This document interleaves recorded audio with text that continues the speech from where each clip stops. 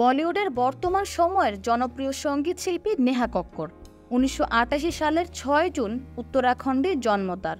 ছোটবেলা থেকেই পারিবারিক দুর্দশা কষ্টে বেড়ে উঠতে হয়েছে তাকে। বিভিন্ন সাক্ষাৎকারে সেই দিনগুলোর গল্প বলেছেন নেহা। নিম্নবিত্ত পরিবারের সাধারণ মেয়ে ছিলেন এই সঙ্গীত শিল্পী। অভাবের মধ্য দিয়ে কেটেছে শৈশব। বাবার সঙ্গে জাগরণে যাওয়ার স্মৃতি আজও মনে পড়ে নেহার।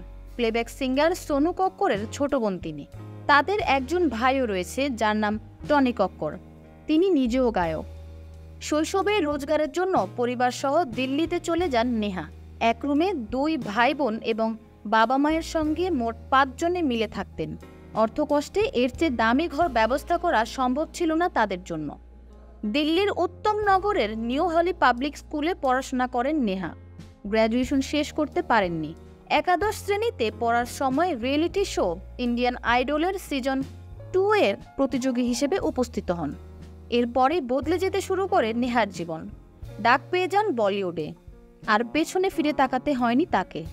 একের পর এক গানে জনপ্রিয়তা পেয়ে যান ভারত জুড়ে। এসবের মাঝেও পুরনো স্মৃতি আজও ভোলেননি নেহা। গত বছর ইনস্টাগ্রাম অ্যাকাউন্টে 2টি ছবি শেয়ার করেন তিনি। একটিতে দেখা যায় গ্র্যান্ড বাংলোর বাইরে পোজ দিচ্ছেন, অপরটিতে পুরনো বাড়ির পাশে দাঁড়িয়ে। জীবন কতটা বদলে গেছে সেটাই বোঝাতে চেয়েছেন নেহা। অতীতকে আজও স্মরণ করেন তিনি। তাই হয়তো কোনো প্রতিযোগীর জীবন সংগ্রামের কথা শুনলে তার চোখ ভিজে যায়। বছরখানেক আগেই পাঞ্জাবি গায়ক রোহনপ্রীত সিংকে বিয়ে করেন নেহা।